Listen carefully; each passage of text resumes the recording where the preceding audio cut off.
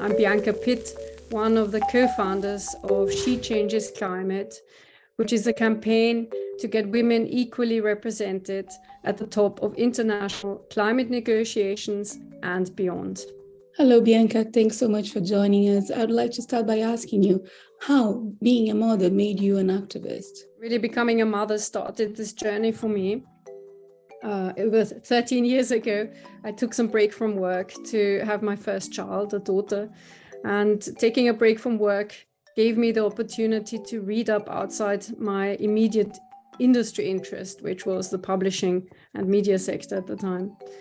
And the more I read and the more questions I asked, the more I began to realize that we were heading towards a very, very difficult time for the planet. Not only had the world's population doubled since I was born, and I think I was about 34 years old at the time, but we were also using operating systems that are simply unsustainable. You know, our energy system, our finance system, our food system, transport system, fashion system, pretty much every system that we have come to grow accustomed to and perhaps love in a certain way, you know, is unfortunately unsustainable for the amount of people that we have living on a planet. I decided to not go back into the media world and not to set up my own company, which I had wanted to do for quite some time at the time, but to instead really focus everything I have and can, my experience,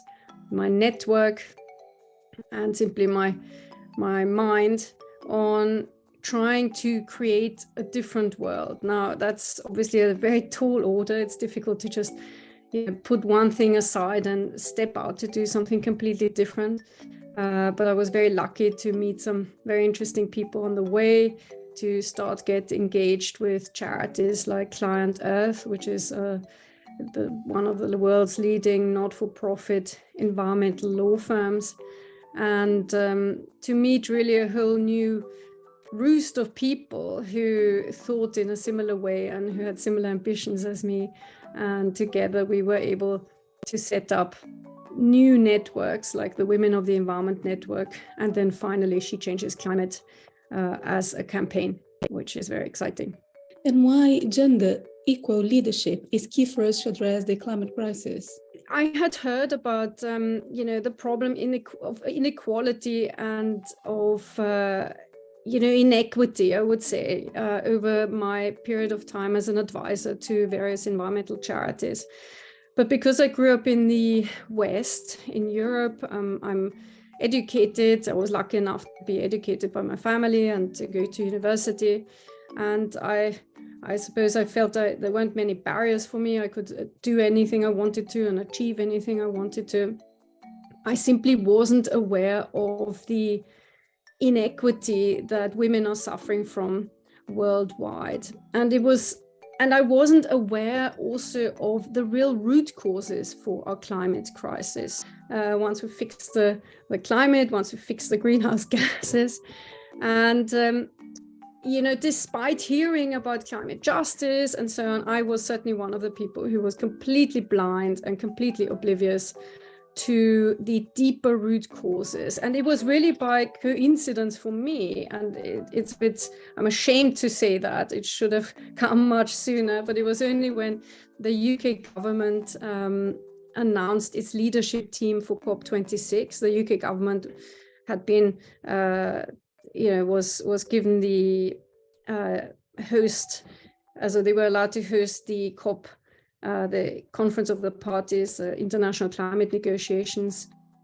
in Glasgow in 2021. And in October 2020, they announced a leadership team. And on that leadership team, there wasn't a single woman. Now, since I was so busy, I probably wouldn't even have paid much attention to that. I would have thought, oh, well, whatever, yes, it's a bit ridiculous that they don't have women, but let's just get on with it. And but I had set up a network of women, the aforementioned Women of the Environment Network, which contained, an incredible group of women's voices from around the world. We are about 90 women.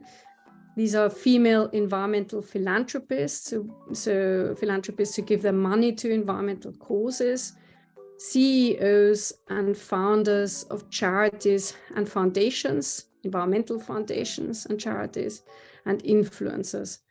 And you can imagine the outcry that went through that group.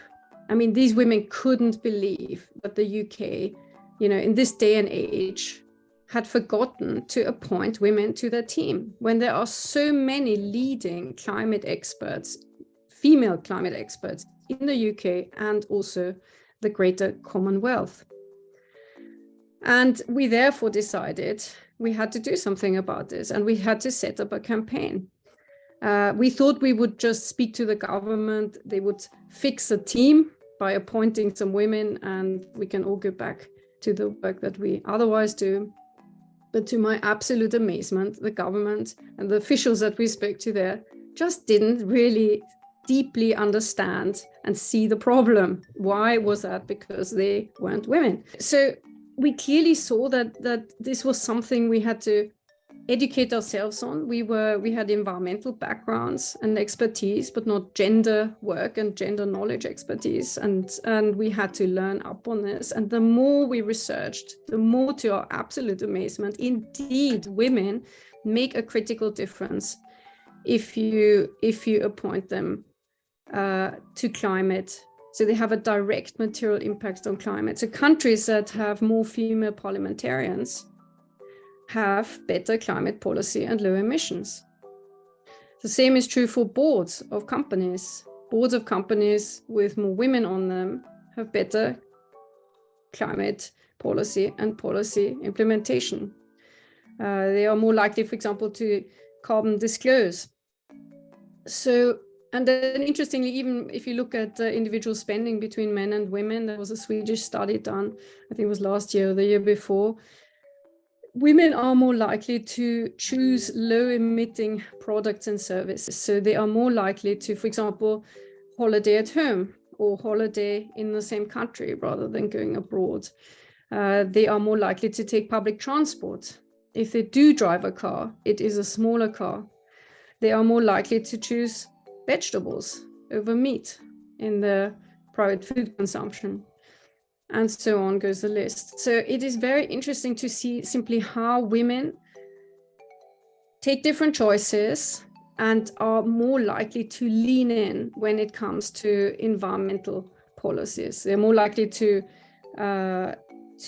ratify environmental treaties, for example. They're more likely to create protected land habitats, etc. So I'm very excited for you in Brazil, for example, that you have Marina Silva as an environment minister. I think that's an excellent choice. And it is indeed the voice of women that we need to hear also in international climate negotiations. And why is that? Now, if you have just a group of one type of person debating policy and policy implementation, decisions are made in a bubble, obviously. And we're talking about leadership here, the decision making. We're not talking about the assistants and the deputies and whoever else is on the delegation or whoever else is on the bigger COP leadership team. We are talking about the lead negotiators, that we need to be women. Women are 50% of the world's population. It's not just fair to have them on the team, it's smart to have them on the team. And we need to be aware of how this exclusion of them. I would like you to speak a little bit more about your organization. What is the scope of the work of She Changes Climate and its current priorities? When we set up 2 years ago, we thought we would be a campaign that would be just running for 3 months. We never thought that we would have to have a permanent presence, essentially, until, as explained, we realized not only the magnitude of the problem, that really the exclusion that we are operating with at the moment is creating this climate crisis. So we felt that there was clearly this need for this campaign to have a permanent presence and to continue advocating for 50-50 leadership at the top of international climate negotiations. And I'm sure every country is able to find at least one strong negotiator that is female. And but beyond that, we're really calling for, the inclusion of women and the empowerment of women elsewhere too. On the boards of companies, we think it matters greatly, given the research I mentioned earlier, and in countries, So this is something we're campaigning on. We are also shining a light on the women working on the front line of environmental defense. At the moment in Brazil, you have a fantastic group of indigenous women working on defending the Amazon. We see that these women are often persecuted. They lose, they are killed in the worst case, or they have to abandon their homes and their children and flee. And this is something we absolutely have to change. We have to shine a light on these environmental defenders, these female environmental defenders in particular, and help them, find a footing in leadership, I would say, and so that they're really heard worldwide and that they're recognized for their efforts within their own countries. I understand that She Changes Climate produced an assessment of the profiles of the top CEOs responsible for the largest oil and gas companies in the world.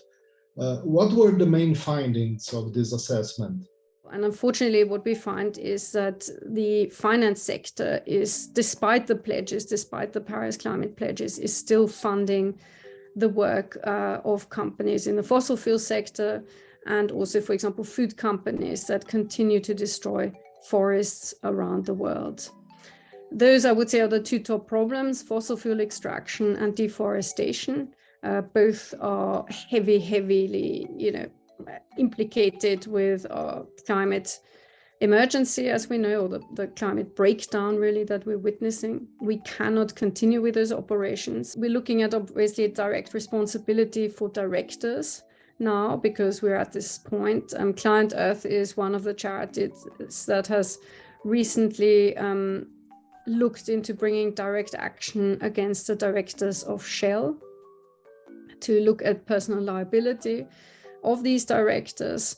What has happened since the launch of the Gender Action Plan of the UN at COP25 in 2019? Gender Action Plan was ratified, and then nothing happened, basically. So what you cannot do is you can't order the countries to actually, whilst they've ratified this Gender Action Plan, you can't order them to also execute on that.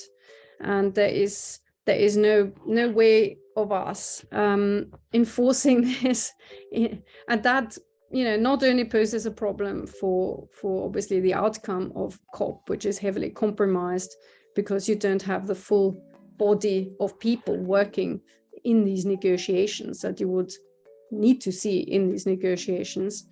It's also a problem. So it's a problem for the countries themselves because they're not sufficiently motivated to implement this. We've had only 5 female presidents in 27 years of climate negotiations. That's a very poor track record. Bianca, do you think that a woman at the helm of the IPCC could make a difference? Brazil, for instance, is proposing the name of Thelma Krug, the climate scientist. We absolutely, unfortunately, what we are finding is the gender gap is actually growing, which is a catastrophe. So the World Economic Forum puts it at 132 years. The UN puts it at 300 years, and it is widening. And why is that? Because during times of crisis, war, conflict, emergencies, and of course, as the climate crisis will get worse and worse, the situation as it deteriorates will make it harder and harder for women to take up leadership roles.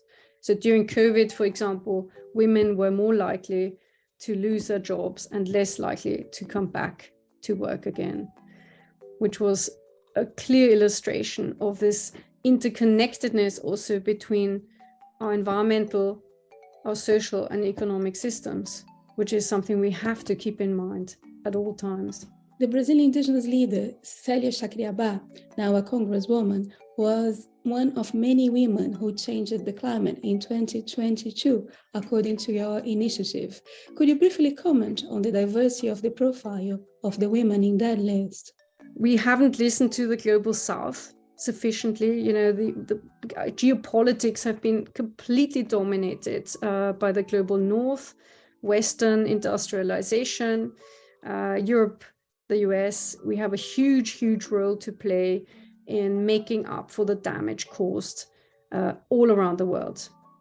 We have exported our emissions. We have not accounted for the externalities of our very damaging practices. So what is absolutely critical is now that we talk about loss and damage everywhere. And to talk about that, we have to bring in women who are at the forefront of these, in all these countries, and who have not only worked in politics, but also in communities, and have really seen what damage we have actually caused with our operating systems. Therefore, what we are aiming to do, we always talk about the importance of women in all their diversity in leadership. So what we need to see is particularly indigenous people. You're very lucky in Brazil to have still such an incredible group of biodiversity leaders. We need to speak always, if you want to learn from someone about something, you go to the best in business, right? The very best in business. And when it comes to biodiversity, indigenous people are simply the best in business. Bianca, I would like to finish this interview with your thoughts on COP28.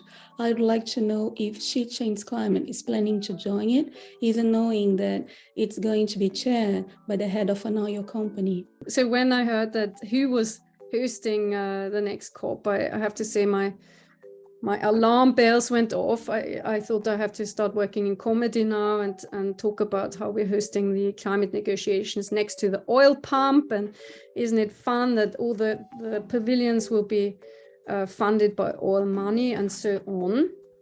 However, if we don't go to these climate negotiations, then we truly leave the field to the fossil fuel industry. We have to be there because we have to show that this matters. We matter. Civil society matters massively, right? Ultimately, it's about the people. We can't breathe oil. We can't drink oil. Oil is not going to make us survive on this planet. It's our ecosystems that give us all the infrastructure that we need for our survival and our well-being too. So that's why we've got to be there. And that's why we have to work with the process.